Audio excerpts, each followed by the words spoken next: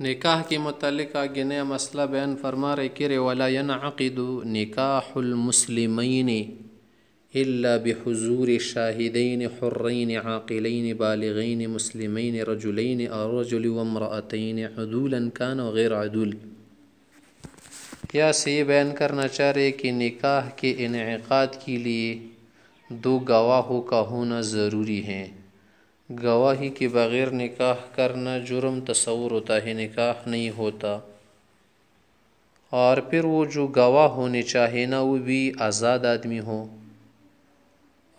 غلام نہ ہو، اس کے علاوہ عاقل ہو، مانا مجنون پاگل نہ ہو، بالغ ہو مانا نابالغ نہ ہو، مسلمان ہو مانا کہ غیر مسلم وغیرہ نہ ہو۔ اور پھر ان گواہوں کا یا تو دو مرد ہونے چاہیے یا ایک مرد دو خاتون، پھر اس کے لیے عادل و غیر عادل ہونے کی ضرورت نہیں۔ یہی بات کہہ رہے ہیں کہ وَلَا يَنْعَقِدُ نِكَاحُ الْمُسْلِمِينَ یا مسلمین، کہ مسلمانوں کا نکاح نہیں ہوتا الا بحضور شاہدین، ہاں دو گواہوں کا ہونا اس میں ضروری ہے، حرین آزاد، عاقلین عاقل، بالغین بالغ، مسلمین مسلمانوں، رجلین یا تو دو مرد ہونے چاہیے اور رجل امراتین یا ایک مرد دو خاتون، عدولا کانوا او غیر عدول، کہ صالح ہونے کا عمل و عادل ہو یا عادل نہ ہو، او محدودین فی القذف یا قذف کی وجہ سے انہیں حد لگی ہو، مارے گئے ہو وغیرہ۔ قول حضرت صاحب ہدایہ فرما رہے کہ اعلم، اچھی طرح جان لے، ان الشہادت شرط فی باب النکاح، شہادت کے متعلق اس لیے بات ذکر کی کہ نکاح کے متعلق نکاح کے باب میں شہادت شرط ہے، اس کے بغیر نکاح نہیں ہوتا۔ لقولہ علیہ السلام، آپ علیہ السلام کا فرمان دارقطنی کی حدیث ہے کہ لا نکاح الا بشہود، کہ گواہوں کے بغیر نکاح نہیں ہوتا۔ یا پر لفظ اگرچہ جمع ہے نا، جمع سے تو تین افراد مراد ہوتی ہے اقل، تو یا پر مراد کیا ہے؟ دو آدمی مراد ہے۔ وہ حجت علی مالک، یہ حدیث امام مالک رحمۃ اللہ علیہ کے خلاف حجت ہے۔ باشتراط الاعلان دون الشہادہ، وہ کہہ رہے ہیں کہ اعلان شرط ہے، شہادت شرط نہیں، مانا لوگوں کو خبر دینی چاہیے، لوگوں کا ان دونوں کے متعلق یہ باخبر ہونا ضروری ہے کہ ان دونوں کا نکاح ہو چکا ہے۔ ولا بد، آگے کہہ رہے کہ ولا بد من اعتبار الحریت فیہا، شہادت میں آزاد ہونا ضروری ہے۔ وجہ کہ لأن العبد لا شہادت لہ، کہ غلام کی گواہی نہیں ہوتی، لعدم الولایت، کیونکہ خود اس کو اپنے اوپر ولایت حاصل نہیں، اس کی بات خود پر نہیں چلتی نا، تو دوسرے پر اس کی بات کیسے چلے گی؟ اس کا قول غیر پر نافذ نہیں ہوگا، خود پر بھی نہیں نافذ ہوتا۔ ولا بد من اعتبار العقل، عقل کا ہونا بھی ضروری، عقل ہو، والبلوغ بالغ ہونا ضروری ہے، نابالغ نہ ہو، کیونکہ لأنہ لا ولایت بدونہما، عقل کے بغیر، بلوغ ہونے کے بغیر آدمی کو ولایت حاصل نہیں ہوتی۔ بچے جو بے وغیرہ کرتے اجازت کے بغیر وہ بیع نہیں ہوتی وغیرہ، معاملات نہیں کر سکتے۔ اس طرح پاگل ہے، اس کے معاملات بھی لوگ صحیح تصور نہیں کرتے۔ آگے کہہ رہے کہ مسلمان ہونا بھی ضروری ہے نا، متن میں جو گزرا تھا ولا بد من اعتبار الاسلام فی انکحۃ المسلمین، مسلمانوں کے نکاح میں گواہ جو ہے نا ان کا مسلمان ہونا ضروری ہے، کیونکہ لأنہ لا شہادت للکافر علی المسلم، کافر کی گواہی مسلمان کے لیے یا مسلمان کے خلاف قبول نہیں ہوتی، کیونکہ اللہ کا فرمان ہے اعوذ باللہ من الشیطان الرجیم لن یجعل اللہ للکافرین علی المؤمنین سبیلا، کہ کافروں کا راستہ اللہ نے مسلمانوں کے خلاف نہیں بنایا۔ ظاہری معنی تو یہ ہے، معنی کیا ہے کہ ان کے اقوال مسلمانوں پر نافذ نہیں ہوتے، ان کی گواہی ان کے لیے نہیں ہوتی۔ ولا یشترط وصف الذکورۃ، ہاں مذکر ہونے یعنی مرد ہونا ضروری نہیں ہے، شرط نہیں۔ حتی ينعقد بحضور رجل وامرأتین، ہمارے احناف حضرات کے نزدیک ایک آدمی دو خاتون و گواہ بنے، ان کی موجودگی میں نکاح ہو جاتے، وہ بھی خلاف الشافعی رحمہ اللہ، اور اس میں امام شافعی رحمۃ اللہ علیہ کے اختلاف ہے۔ وہ کہتے کہ نکاح کے باب میں عورتوں کی گواہی مردوں کے ساتھ قبول نہیں ہوتی. وستعرف فی الشہادات انشاء اللہ. آگے فرائق دونوں کی فریقین کے دلائل جو ہے نا شہادات میں آئیں گے. آگے مزید کہہ رہے کہ وَلَا تُشْتَرَطُ الْعَدَالَةُ. نکاح کے جو گواہ ہیں نا شاہدین ان کے لیے عادل و صالح ہونا ضروری نہیں ہے. حتی ينعقد بحضرت الفاسقین عندنا. ہمارے احناف حضرت کے نزدیک اگر دو فاسق آدمی ہونا ان کی موجودگی میں بھی نکاح ہو جاتا ہے. خلافاً للشافعی رحمہ اللہ. امام شافعی رحمہ اللہ کے نزدیک نہیں ہوتا. لہو امام شافعی سے فرماتے کہ ان الشہادۃ من باب الکرامۃ. شہادت دینا گواہی دینا یہ کرامت کی بات ہے، شرافت و عزت کی بات ہے. اور آپ علیہ السلام کا فرمان بھی کہ اکرم الشہود. گواہوں کا اکرام کرو ان کی توقیر کرو. تو شہادت اور شاہد یہ اکرام کا محل ہے نا. اور فاسق آدمی تو اکرام کا محل نہیں ہوتا اس لیے وہ گواہ نہ بنے. والفاسق من اہل الاہانۃ.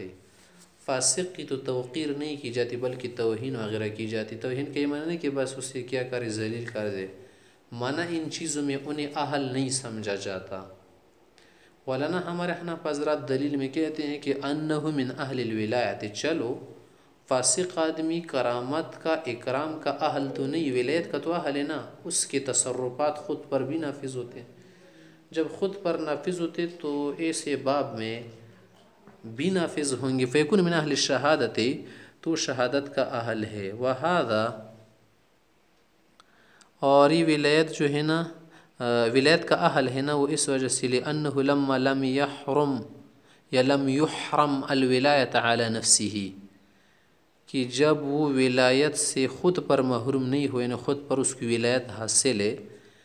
وہذا، وہ گواہ اس لیے بن سکتا ہے نا کہ لأنہ لما لم يحرم الولایت علی نفسہ، جب خود پر اس کی ولایت حاصل اس سے محروم نہیں ہے نا. اسلامی مسلمانوں کی وجہ سے مسلمان تھے. لا یحرم علی غیرہ، تو دوسرے کے لیے گواہ بننے سے بھی محروم نہیں کیا جائے گا. لأنہ من جنسہ، کہ وہ دوسرا شخص جو ہے نا وہ بھی اسی جنس سے ہے. دونوں مسلمان مشترک فی الاسلام. اور دوسری دلیل ہے کہ وَلِأَنَّهُ صَلُحَ مُقَلِّدًا، کہ یہ جو فاسق آدمی ہے نا یہ مقلد بھی بن سکتے. یا پر دونوں لفظ مقلد ہے. پہلا والا مقلد ہے نا، مقلد معنی کہ کسی کو کیا کر دے وکیل وغیرہ بنا دے. اگر ایک حاکم مثلا فاسق ہے، اگر وہ کسی شخص کو کیا کر دے کچھ وکیل وغیرہ بنا دے، اس کے تصرفات کو جائز قرار دے، وہ قاضی اگرچہ بے نفسی ہی کیا ہے فاسق ہے لیکن دوسرے شخص کو وہ قاضی بھی بنا سکتے، دوسرے کو تصرف دے سکتا ہے. تو جب وہ کیا ہے مقلد بن سکتے تو مقلد بھی بن سکتا ہے. یعنی اس کو اگر کوئی کیا کر دے مقلد بنائے وکیل بنائے، اس سے کسی کام کے کرنے کا کہہ دے تو یہ کام جیسے خود کر سکتا تھا نہ دوسرے سے بھی کروا سکتے، خود بھی کر سکتا ہے. وَلِأَنَّ صَلُحَ مُقَلِّدًا، مقلد بن سکتے ہیں کسی کو کسی کام کے لیے لگا سکتے. فَيَصْلُحُ مُقَلَّدًا یا مقلدًا یا مقلدًا، زبر کے ساتھ بھی پڑھ سکتے مفعول، کہ یہ بھی مقلد بن سکتے اگر اس کو کسی کام پر لگایا جائے.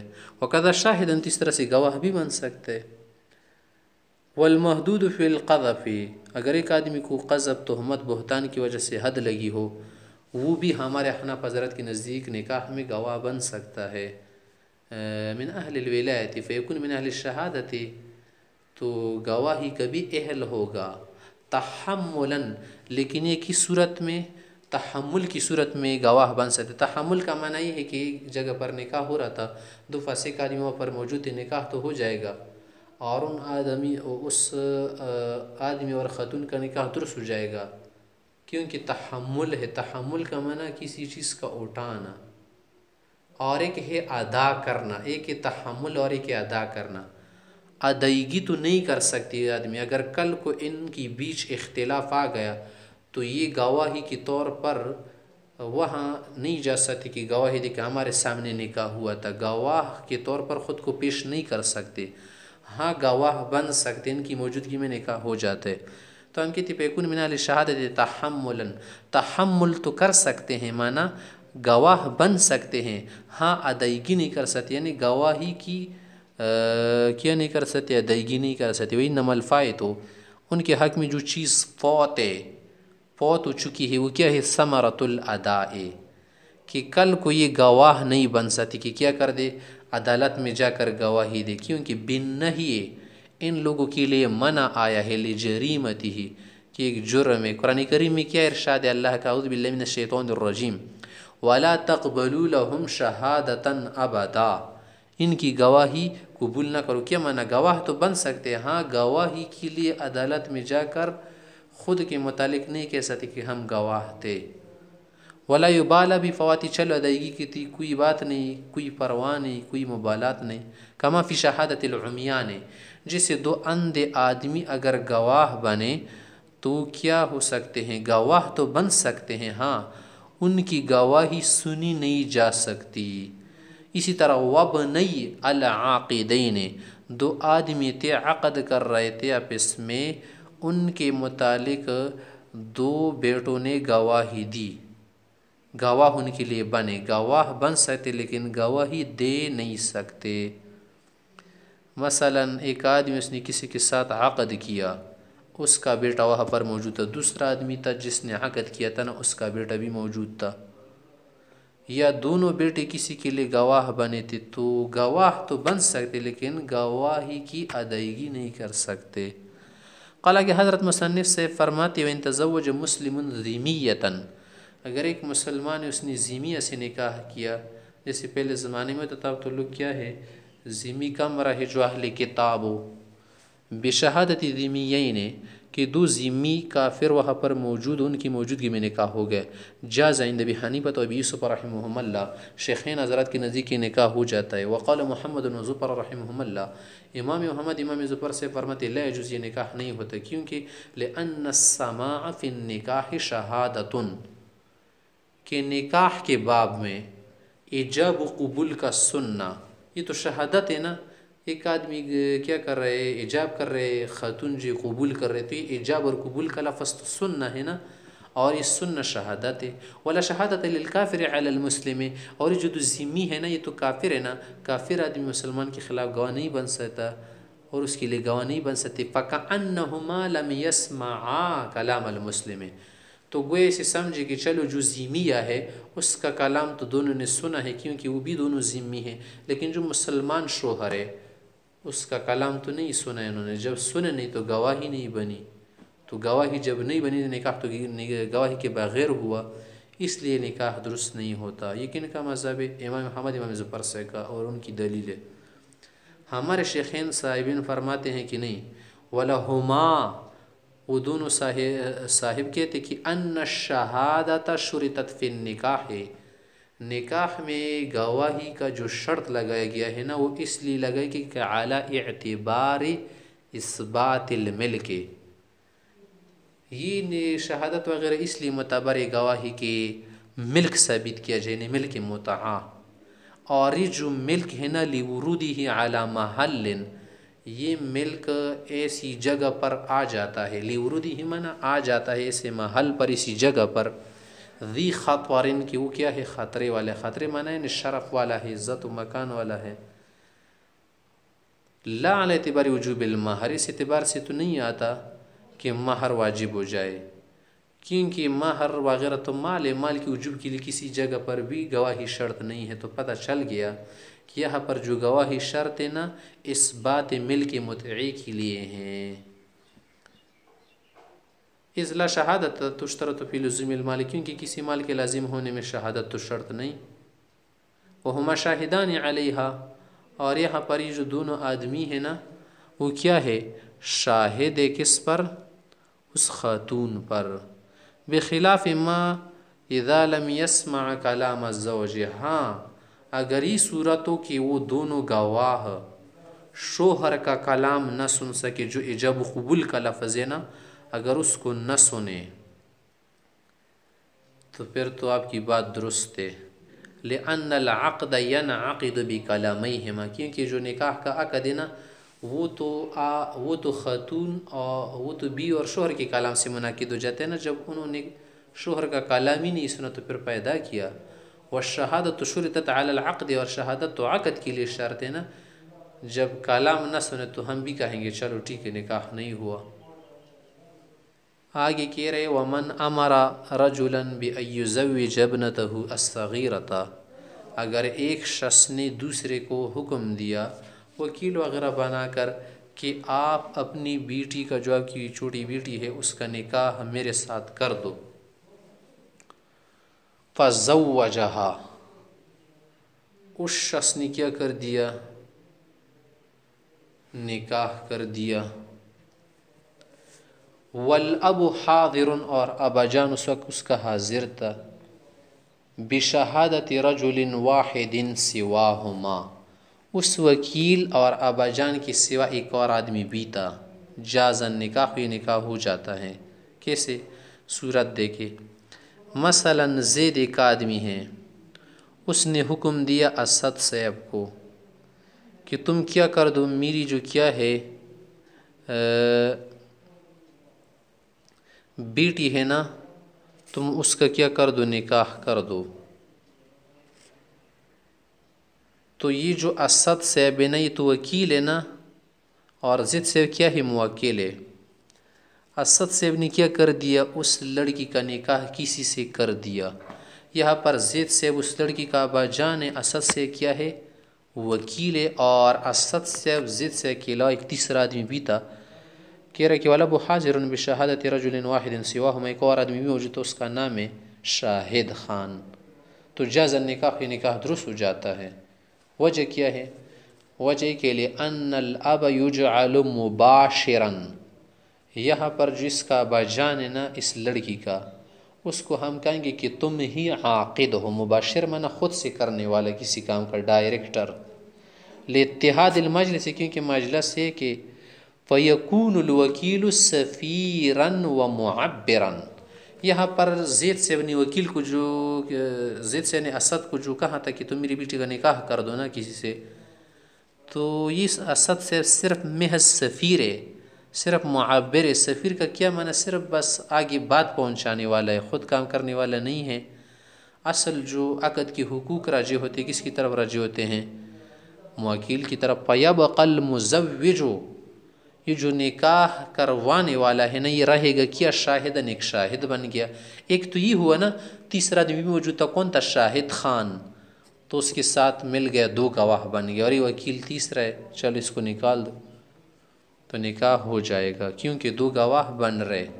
وَإِن كَانَ الْأَبُ غَائِبًا، لیکن اگر یہ صورت رہی کہ زید صاحب نے اسد صاحب کو کہا تھا کہ تم میری لڑکی کا نکاح کسی سے کر دو، اور اس اسد نے کروایا کسی سے، اور یہ جو زید صاحب ابا جان ہے نا، یہ موجود نہیں تھا وہاں پر مجلس میں، تو پھر نکاح نہیں ہو سکتا، جائز نہیں ہوگا، لم یجوز، کیونکہ لأن المجلس یختلف، مجلس الگ ہے، الگ الگ مجلس ہے، فلا يمكن ان يجعل الاب مباشرا، یہاں پر ابا جان کو آپ عاقد تصور نہیں کر سکتے۔ ابا جان مباشر نہیں رہا نا، عاقد نہیں بنا، عاقد جب نہیں بنا، مجلس میں حاضر نہیں ہے، تو یہاں پر گواہوں کی تعداد پوری نہیں ہو رہی۔ وعلی ھذا، اسی مسئلے پر تفرق کرو، اسی مسئلے پر آگے بنا کر دو، جو پہلے گزر گیا نا اسی پر ڈال دو۔ وعلی ھذا، اس طرح کی مسئلہ کہ اذا زوج الاب ابنتہ البالغۃ، مثلا ایک شخص سے ابا جان ہے، اس نے اپنی بالغ لڑکی کا نکاح کر دیا بمحضر شاہد واحد، وہاں پر ایک گواہ موجود تھا، اور یہ جو لڑکی ہے نا خود موجود تھی مجلس میں، ان کانت حاضرۃ، اور وہ بھی موجود تھی، جازا، یہ نکاح بھی جائز ہے، منعقد ہو جاتا ہے۔ تو گویا کہ یہاں پر ابا جان جو کہہ رہے ہیں نا کہ اس کا نکاح کر دو، تو یہاں پر جو اس کی عبارت ہے نا ابا جان کی، کس کی طرف لوٹ گئی؟ اس بالغ لڑکی کی طرف گئی نا، کیونکہ بالغ لڑکی اپنا نکاح کر سکتی جب ابا جان کا مشورہ اس کے ساتھ ہو، اس پر راضی ہو وغیرہ۔ وَإِن كَانَتْ غَائِبَةً، لیکن اگر وہ بالغ لڑکی مجلس میں موجود نہیں تھی تو لا يجوز، تو پھر وہ نکاح درست نہیں ہوگا، کیونکہ غائب ہونے کی صورت میں باپ جو ہے نا وکیل ہوگا، تو جب وہ وکیل بن گیا تو وہ شاہد بن نہیں سکتا.